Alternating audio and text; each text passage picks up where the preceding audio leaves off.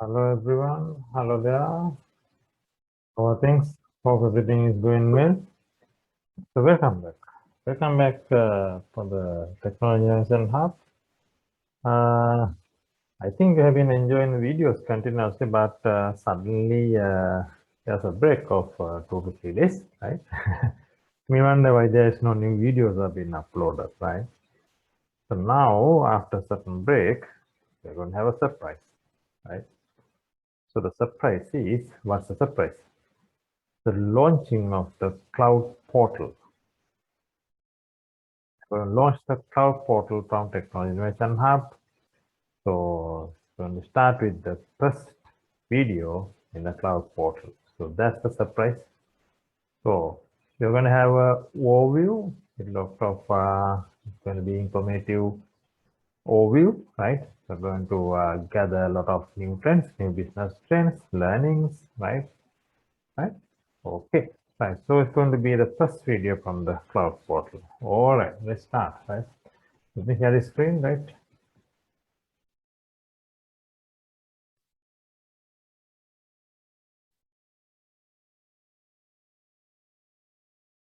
Hey, I think the screen is visible, right?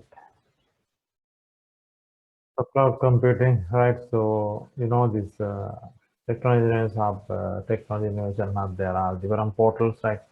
So we have been doing videos on this microservices, DevOps, Oracle, and generic. So this is the cloud portal, right? So let's start the discussion, right? So cloud computing. So this is what we are going to touch upon, right? It's kind of agenda, right? We are going to explore on the following topics. Let's see one by one, right? Essence of cloud computing. So I mean, everybody need to know like the very basics. What is cloud computing and all. So I'm not going to spend so much of time because everybody, most of you know these things, right? Because cloud has been there for a long time now, right? So the second one is going to be necessity of the business moving to cloud computing. So we know it has been kind of inevitable thing. Businesses, they can't stay without moving to cloud, right? So now, I mean, in the current situation, especially with this pandemic situation, we know like the digital transformation is skyrocketing, and work from remote, right? Work from home, remote working, remote desktop kind of a thing, right? So these things have been become compulsory kind of a thing, right? So therefore, cloud has a big role to play, right? And the digital transformation means, right? Everything is going to be digital. That means, right? So the traffic from not from office to home, outside to outside, right? Let's talk about those things in detail. And so cloud is becoming something inevitable. Let's talk on those in detail. So that's why the businesses have to move to cloud, right? So the next thing is going to be the positives and negatives. Yeah, I mean everything technology, any technology will have pros and cons that we know, right? In cloud also we have positives and negatives. But of course, now it looks like the negatives we have to keep away and move to the cloud. Something like that. Let's discuss that on that topic, right? So we even have some financial analysis. Yes, the cost factor. So we have cost calculators, and let's see how it can be done, right? So how we're going to calculate the cost before starting a cloud business or migrated to cloud, right? It's very important to understand the terminology is given by different CSPs, cloud service providers. Otherwise, you might be lost, right? So let's see those things, right? And state of the industry, yeah, it's very important to understand what is the current state of the industry with cloud. We know the giants, right? So AWS is leading, then Azure. We have Google and rest of the team coming, like Alibaba, right? OpenShift, Oracle, those are there, right? Sorry. So anyway, let's see the state of the industry, right? So that will cover in detail that topic, right? And the service comparison of the giants. Yes, so these cloud service providers offers many different services. So it's better to understand a comparison, right? So we are going to have comparative analysis between these services, right? So because like Google may have compute engine, right? So Azure they have compute, right? And Kubernetes, right? Lambda. So these are, we know the words, right? Okay. Serverless computing. So how serverless computing is going to occur by Azure? How serverless going to compute? Serverless compute going to occur by Google? How is going to be AWS? So we need to know. So that's the comparison, event-driven architecture. So let's see those things under service comparison. Okay? And the top cloud technology. So yeah, we need to understand out of all what are the top technologies, right? And we know like the containerization, orchestration platform, those are top, right? And multi-cloud, like multi-cloud. So those are going to be the top. Let's see those things, right? In that topic, we will discuss that more detail. And the trends, what are trends in 2021, right?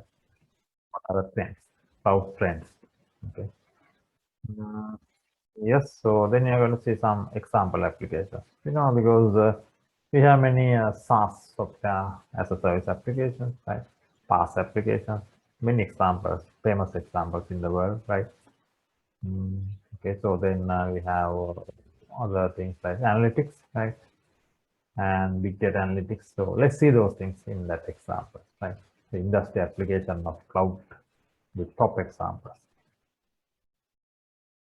State of the cloud expertise. That is another very important thing, right? Because technology innovation hub is covering all the categories of audiences, right? And audience from the university level to, I mean, even the school level, right? From the school level to the juniors to the mid to the seniors, going right away, covering all the audiences, right?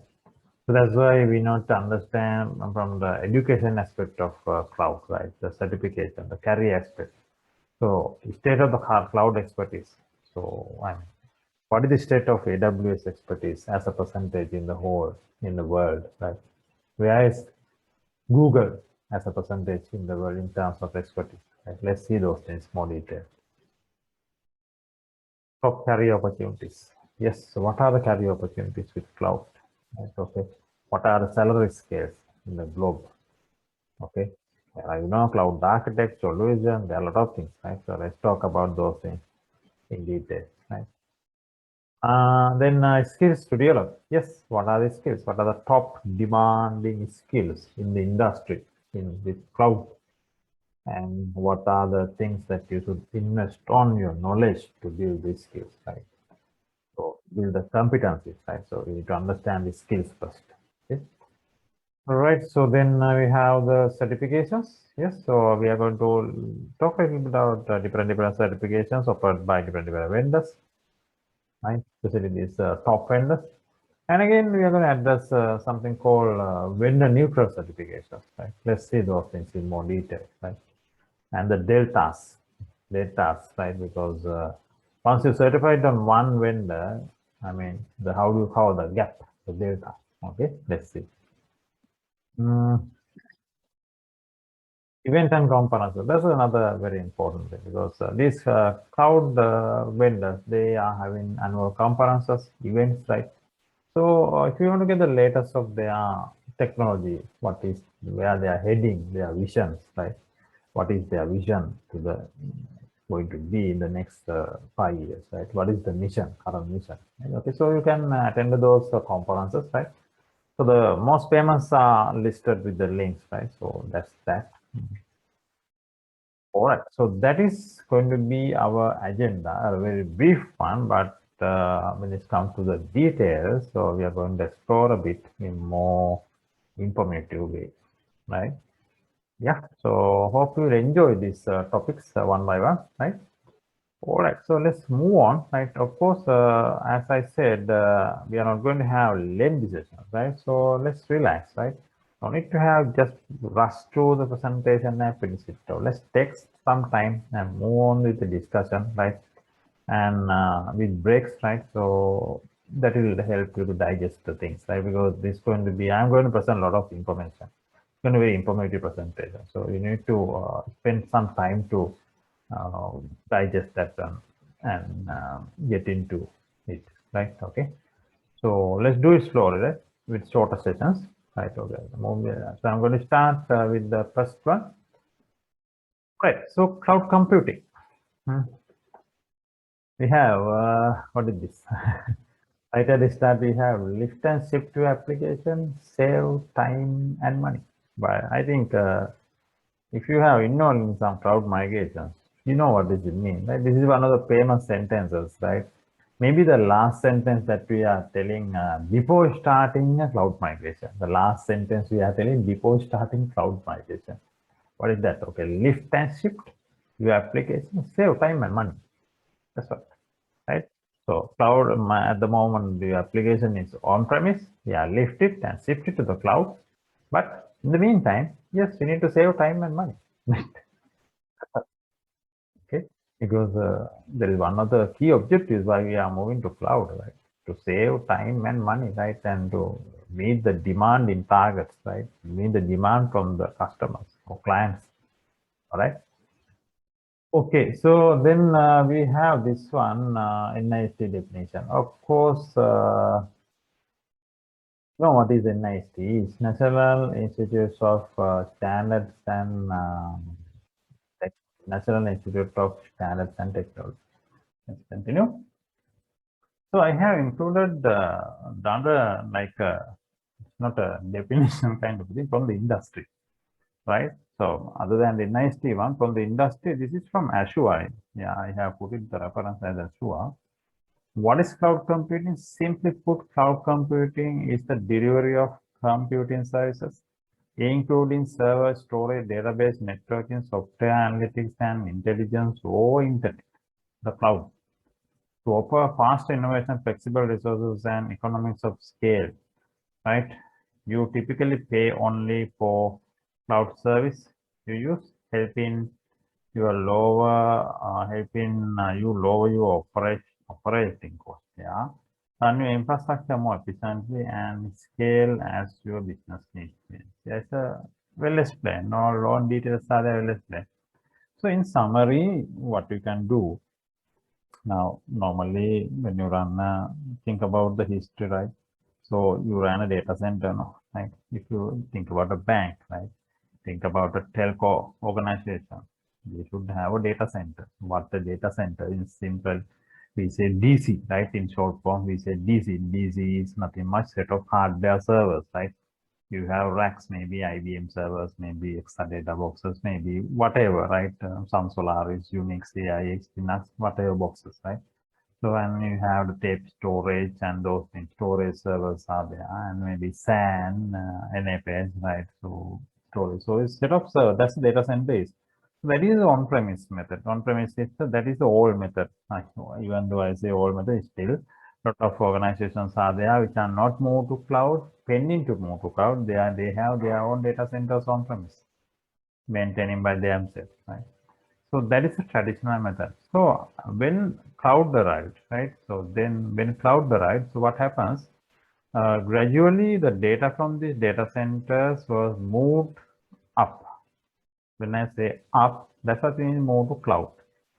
Now this cloud doors are nothing much set of servers which are not in your premises, in a remote premise. That's what's going to happen. That's what really it means, right? In the remote premise, right? But you don't see it physically, but you get the virtual access over the internet. That's right. So it very clearly says over the internet, the cloud. That's what it means. So, anyways, there are data centers. Other than, for example, AWS, they have their huge data centers, their own data centers, right?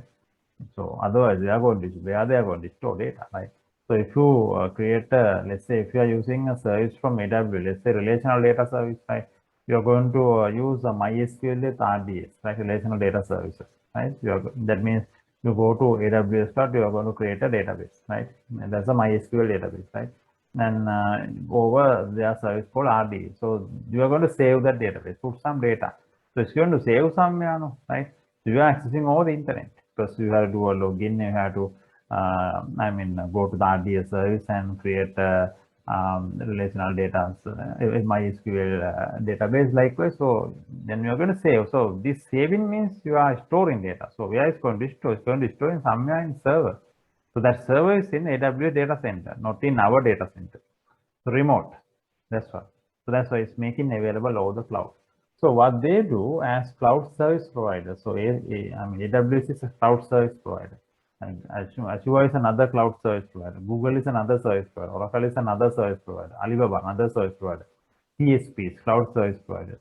So these service providers offer their infrastructure, right? They are, I mean, different categories are there. I'm just telling only infrastructure. They are servers, right?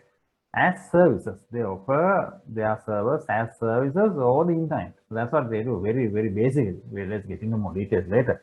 So that service can be a database. As I said, RDS is one reason. It can be a networking service, VPC, right? Virtual likewise. Then it can be a software, right? Office 365 from Azure, right? Software as a service, SaaS. Can be analytics, TensorFlow from Google Analytics, right? So intelligence, right? AI and ML, machine learning, storage, right? Likewise. So these are all services given by cloud service providers available over the internet, right? Logically for us from their physical data center. So that's what it simply means, right? Simple term, that's what it means, right? But so therefore, and I mean, we don't have capital expenditure. That's why it says helping you to lower operational cost. Now it's like this.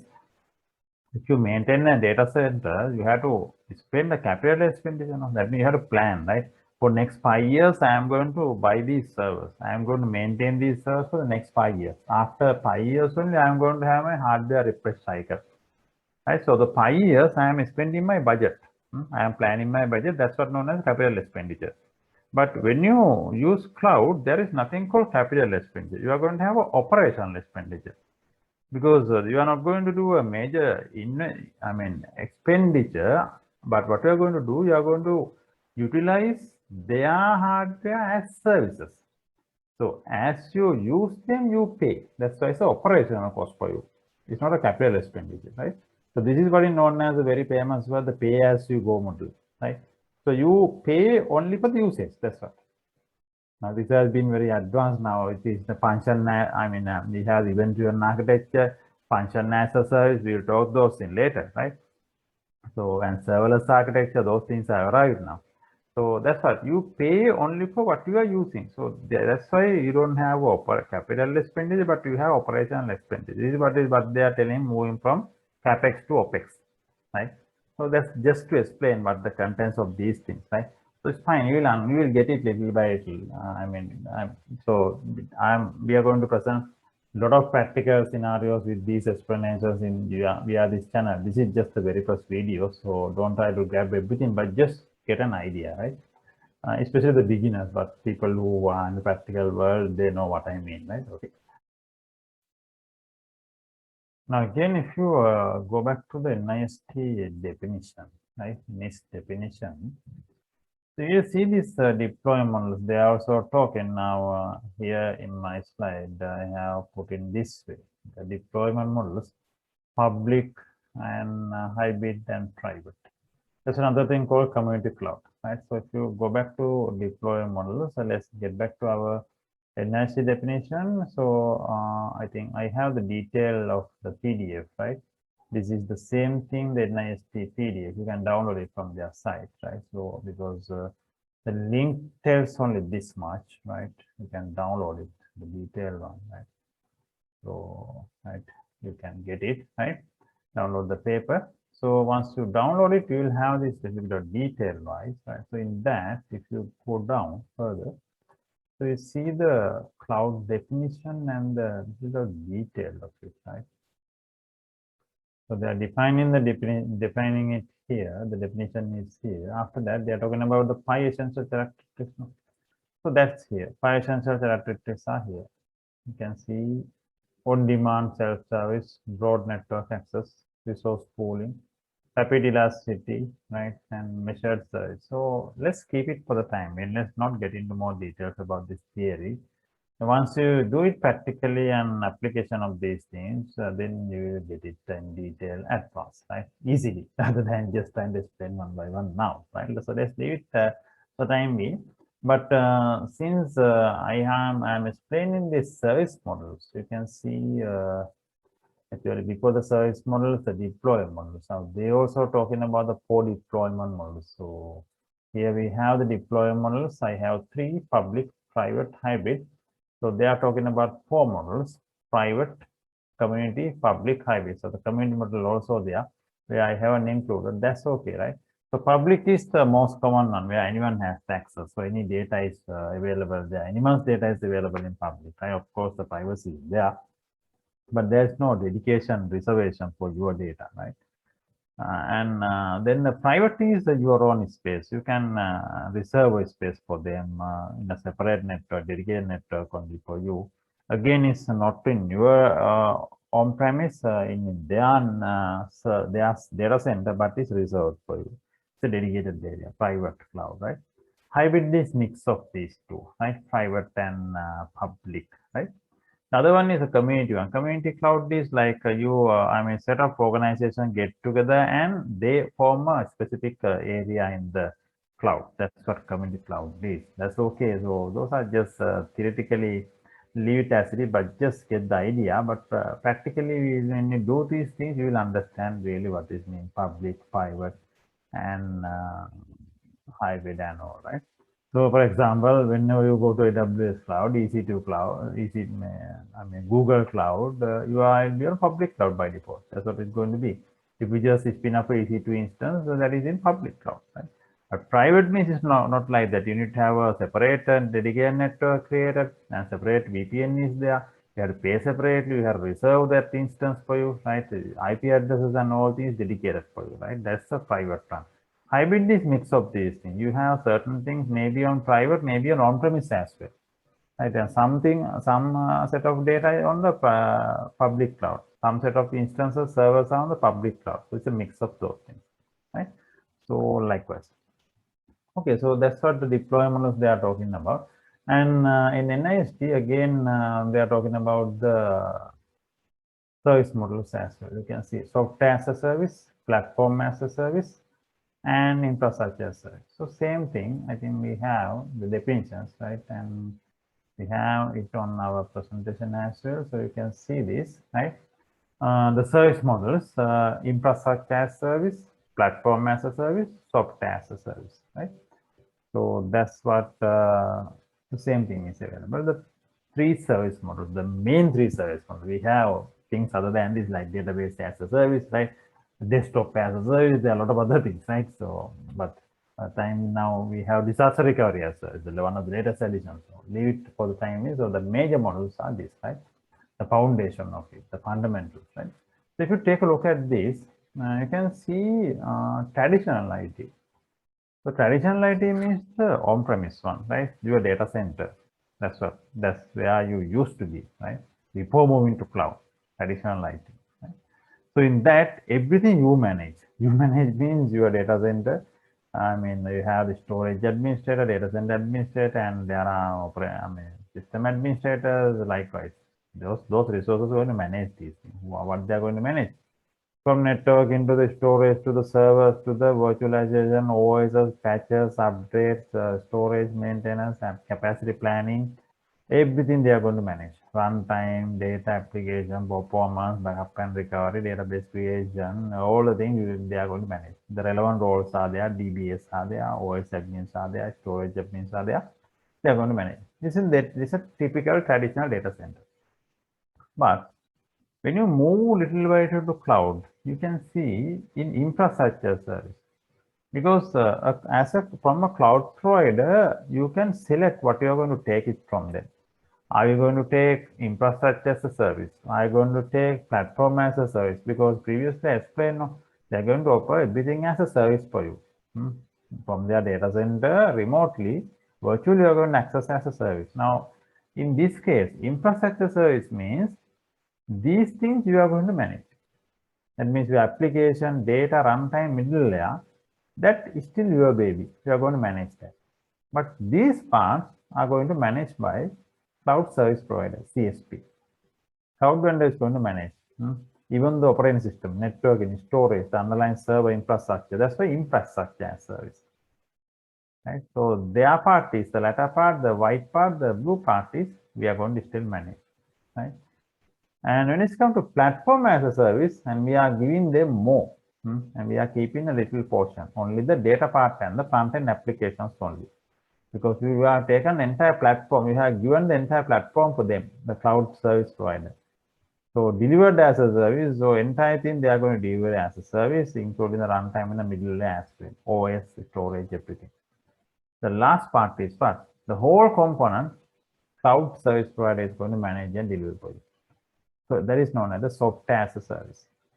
So when it comes to software as a service, the very famous examples are there, Dropbox, right?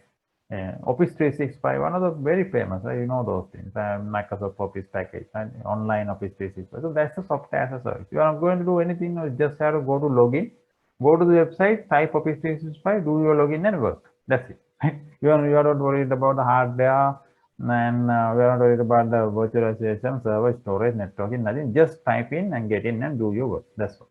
So that is software as a service. The whole thing is outsourced, whole thing is managed by the cloud service provider. So that's the difference between these models, service models, the three service models, right? And you can see one thing in the bottom, serverless computing. Overlapping with PaaS, serverless computing focus on building an app functionality based on event-driven architecture, only using the resources when required function triggers. The cloud provider handles the setup, capacity planning, and server management for you. So why I have included this one? Because this is just a little bit overlapping for PaaS, understood. Platform as a service. Because whenever you say serverless computing, it's actually this PaaS is already included there. So that's why, because in AWS, if you take Lambda, if you run Lambda functions, they will charge based on the function. I mean, when the Lambda function triggers, then only the charging will take place. I mean, you don't, there is nothing called EC2 instance is there. I mean, there's nothing like that. You don't have to worry about the infrastructure. Only for the event, only for the function, they will charge for you. That is known as the serverless computing. Serverless really means the hardware portion management is taken away from you 100%. It is managed by cloud vendor. That's why something is similar to this one, PaaS, but it's more effective than PaaS. So let's understand that one more detail later about serverless computing. For the time being, just leave it. But why I have given it, because it is just overlapping with PaaS. That's why it will closer to PaaS, so serverless computing. Okay, so next thing is we need to go for why business are moving to cloud. But I think we'll stop here and I'll come up with the second session for you. As I said, we are not going to have lengthy sessions, so let's relax and try to digest the things, understand the things, right? So for the time being, I'm going to stop here. I'll come up with the second session and we'll meet up soon on the second session. All right, hope you enjoy the session. If you like it, you can subscribe. Okay, have a great time. Bye. Bye.